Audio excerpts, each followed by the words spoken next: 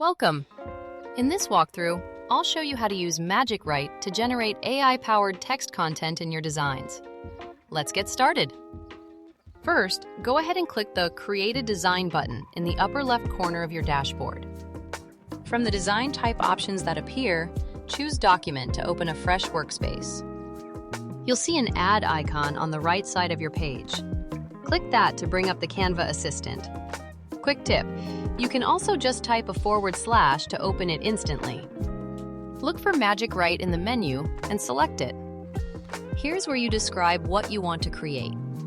Type in a prompt or describe the kind of text you need generated.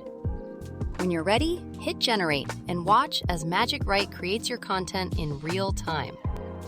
If you want to stop the generation at any point, just click Stop Generation or press Escape on your keyboard. Once it's done, you have two options. Click Retry if you want to try a different version, or click Insert to add the generated text directly to your design.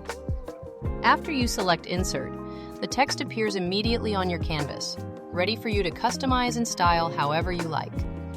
When you're happy with everything, click the Share button to save and share your finished design. And that's all there is to it. You now know how to use Magic Write to create AI-generated content in your designs. Thanks for following along.